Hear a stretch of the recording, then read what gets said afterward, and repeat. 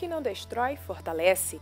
É como pode ser resumido o ano de 2013 para a medicina no Brasil. Como resultado do trabalho desenvolvido pela Comissão de Prevenção a Acidentes, a AMB lançou o projeto Casa Mais Segura. A carreta esteve aberta à visitação e simulou perigos encontrados em uma residência. A Associação Médica promoveu ainda a premiação do primeiro concurso de crônicas e contos. No dia 2 de abril, a AMB, CFM e FENAM organizaram um dia de mobilização no Senado Federal em defesa da qualidade da assistência na saúde e de condições para o exercício da medicina. As demandas foram levadas diretamente à presidente da República, Dilma Rousseff, no encontro com as entidades. Em maio, um anúncio do Ministério das Relações Exteriores seria o prenúncio dos problemas que seriam enfrentados pela saúde no Brasil. Eu creio que está se pensando em algo em torno de 6 mil, ou um pouco mais de 6 mil médicos. Ainda estamos finalizando os entendimentos para que eles possam desempenhar a sua atividade profissional no Brasil. Em audiência pública na Câmara sobre o assunto, com a presença do presidente da AMB, a exigência de prova para o médico estrangeiro foi um consenso. Vocês deveriam fazer outra pergunta, em vez de cadê o médico? Por que o médico não está aqui? O primeiro motivo é que os médicos cansaram de calote de prefeito. O município oferece 30 mil, ninguém vai. Ninguém vai porque o vínculo é precário, porque não tem concurso público, porque não tem perspectiva de carreira. A discussão causou ainda grande mobilização da classe médica, no movimento Revalida Sim, que aconteceu no dia 25 em diversas capitais. O discurso de que o revalida é muito difícil, mas quem é que faz a prova do revalida? Não são as entidades médicas. Quem faz a prova do revalida é o próprio governo.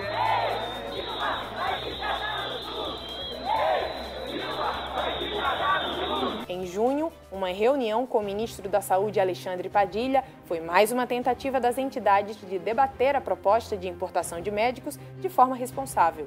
Ignorando todos os argumentos, o ministro levou à frente a ideia, que foi duramente criticada por alguns parlamentares em audiência sobre o tema.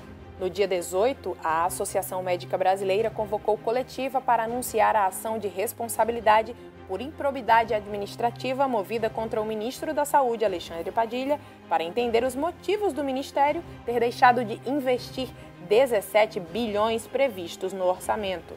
Em meio aos protestos que marcaram o país, medidas anunciadas pelo governo federal sinalizaram o desrespeito aos apelos da categoria médica. Trazer de imediato milhares de médicos no exterior para ampliar o atendimento do Sistema Único de Saúde. Milhares de médicos no exterior. Em coletiva, as entidades anunciaram a reação da classe, que resultou em uma mega mobilização no dia 3 de julho com milhares de médicos nas ruas de todo o país.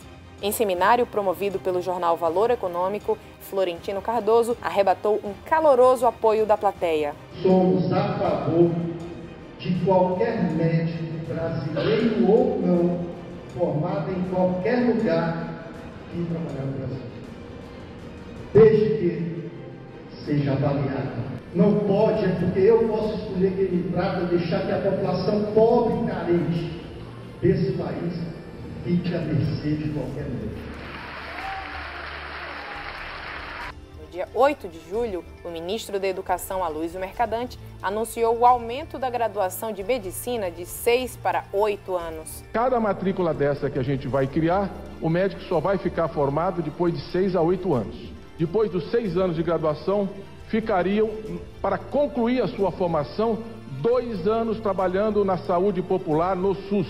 A polêmica proposta foi abandonada no mesmo mês. Já a lei do ato médico, depois de ser aprovada no Senado, após quase 11 anos de tramitação, recebeu 10 vetos na sanção presidencial. As supressões foram tema do parecer da Comissão de Assuntos Políticos em reunião do dia 10.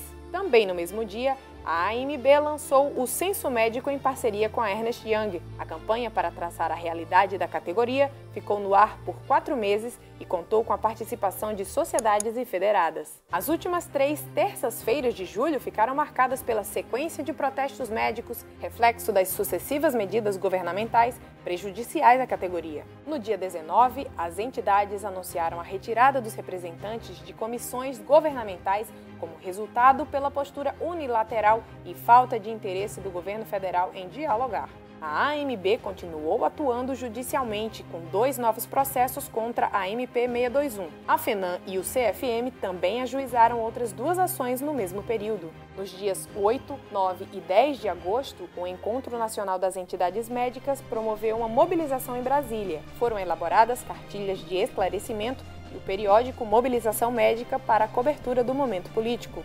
A AMB esteve à frente da captação de apoios ao projeto de lei Saúde Mais 10 e no dia 14 foi ao Congresso Nacional realizar a entrega de 700 mil assinaturas. E mais processos foram movidos em agosto, um contra o ministro Alexandre Padilha e uma ação direta de inconstitucionalidade para proteger a população de falsos médicos. No dia 20, a votação em sessão conjunta no Congresso Nacional, apesar da presença maciça de profissionais e representantes das entidades, decidiu pela manutenção dos 10 vetos presidenciais à lei do ato médico. O presidente da Associação Médica Brasileira afirmou no plenário da Câmara que a medida não ataca 3 dos principais problemas na saúde no Brasil: subfinanciamento, má gestão de recursos e falta de estrutura. Na ocasião, um médico cubano que abandonou o país denunciou a exploração de seus colegas. ¿Por qué eles no vienen como los otros? ¿Por qué estos médicos no ganan su salario integralmente? ¿Por qué no têm direito a entrar e sair quando quieran? Em 13 de setembro, o Conselho Deliberativo da AMB esteve reunido na sede da Associação Médica de Pernambuco. No Congresso Nacional, mais preocupação.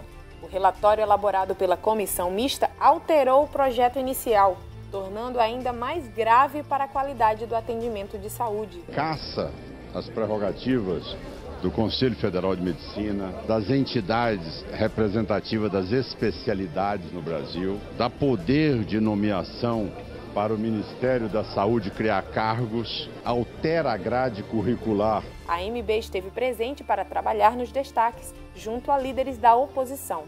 Apesar do empenho das entidades, o projeto foi aprovado nas 2 casas. Depois de 37 anos, a AMB trouxe para o Brasil a reunião anual da Associação Médica Mundial. O evento, que aconteceu no Ceará, foi palco de sessões científicas, discussões políticas e ainda da revisão da Declaração de Helsinki, importante regulamento ético internacional na pesquisa biomédica. Na ocasião, Nívio Moreira, coordenador do Comitê de Médicos Jovens da AMB, foi eleito o novo presidente do Junior Doctors Network. A Associação Médica Brasileira também realizou no dia 25 a Assembleia Geral de Delegados e membros associados da entidade, para a prestação de contas da diretoria. Na sanção da lei sobre o programa Mais Médicos, outra derrota. A presidente vetou a emenda incluída pela oposição, que previa a criação da carreira de Estado para os profissionais participantes. Ministro Padilha, pior ministro em avaliação do governo Dilma.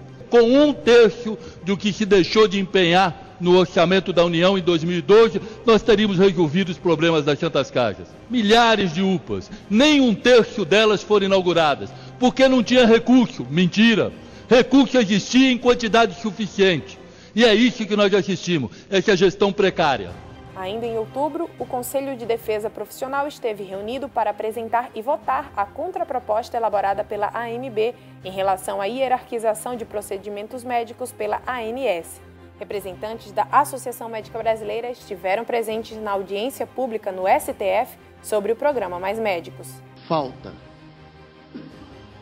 investimento na saúde, falta gestão qualificada na saúde e, infelizmente, a corrupção é desenfreada. Nos atingiu muito quando essa campanha do governo, e acho que o senhor percebeu pela fala dos representantes dos médicos aqui, foram tratados de maneira como pessoas que não estão preocupadas com a saúde dos brasileiros. Isso absolutamente não é verdade, porque desde o início da faculdade nós nos dedicamos e trabalhamos uma carga horária pesada no sistema público. Trabalho no hospital universitário da Universidade Federal do Ceará. Se a vigilância sanitária do nosso país fizer cumprir todas as normas e resoluções, esse hospital deveria estar fechado, ponto. Se eu lhes disser que esse hospital é o hospital único que faz transplante de medula óssea no estado do Ceará, que mais faz transplante de fígado no país, o que significa dizer que, graças a Deus, nós temos pessoas, médicos dedicados nesse país.